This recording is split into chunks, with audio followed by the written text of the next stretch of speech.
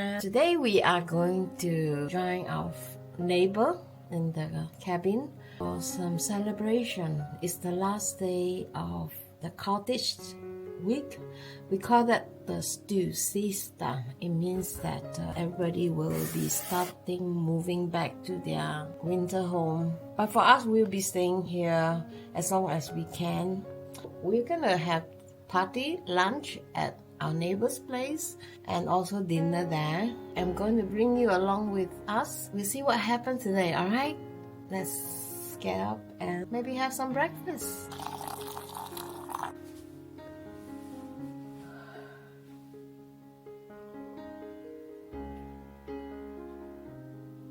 Because of the weather, we will be celebrating this day indoor.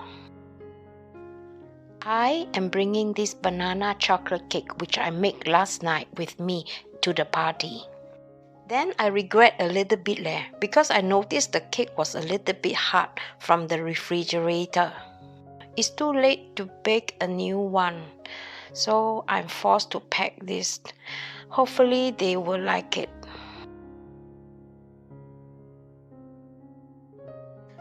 Wow, luckily I have one extra dessert, the yogurt cake that I made last night, just in case nobody can eat my chocolate banana cake. I also bought a can of extra Surströmming in case it is running out, a bottle of cloudberry jam to my vanilla yogurt cake. LG, he needs his beer, and 3 liters of white wine to be shared among the guests. Now that I'm done with my packing, it's time to go.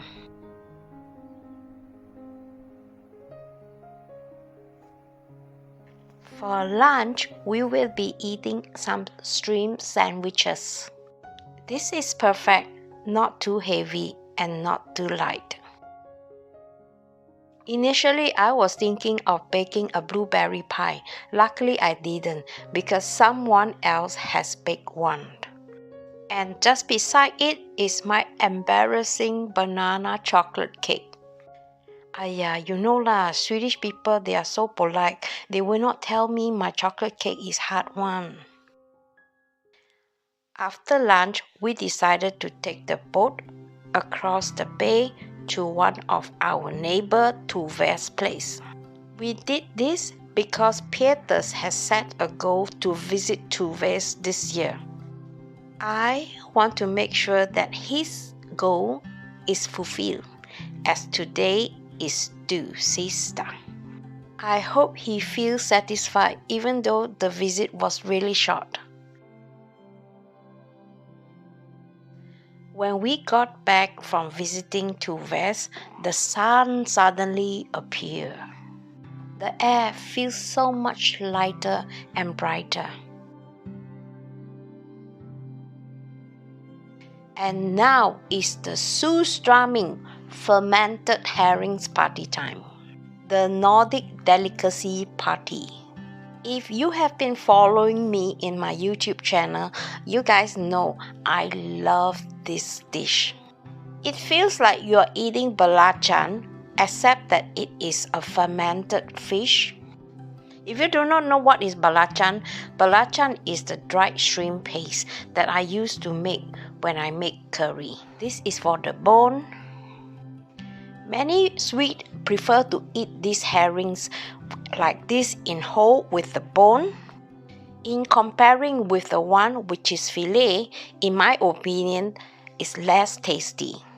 This dish are eaten together with some fresh boiled potatoes, onions, dill, sometimes tomato and cream fresh.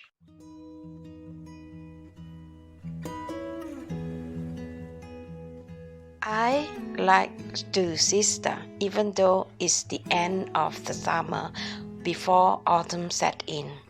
It is where an evening where friends or family gather together having a cozy meal and lights up candles.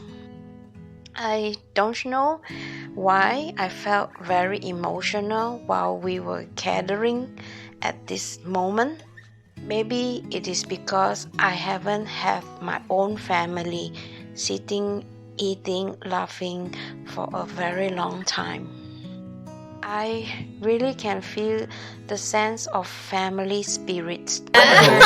Stugsista, alla ska vara med och ha så kul.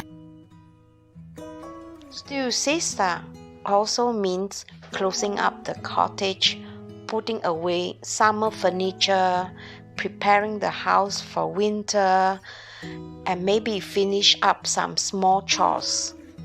Usually, the Swedes like to light the lanterns or torches around the cottage or lake, creating this cozy, slightly nostalgic atmosphere.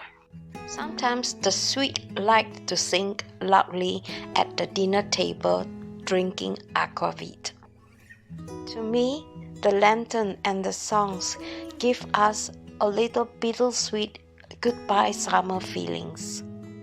Even though the temperature outside is a little bit chilly, the Swedes still try to stay outdoors as long as possible, soaking up the last bit of the summer lights.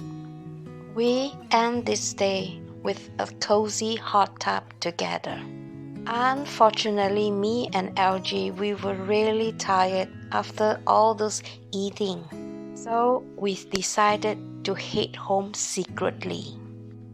We did that because we don't want to be rude by just going up and say, "Hey, I'm going."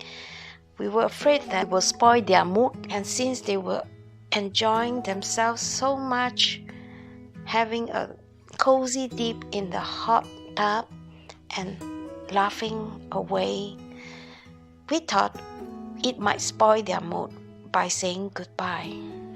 Usually, if it's in a smaller group, we will go to the host or the hostess to say goodbye. But since it's a big group, so we decided to do that so nobody will notice us. When we do that, we usually give a call or write a friendly message the next day by telling the host how grateful we are with the party, so that they know that we are not being rude. I hope this video will give you an idea how Swedish people spend their Stugsista on the last week of summer. If you enjoyed this, give a like and I'll see you in my next. Bye bye.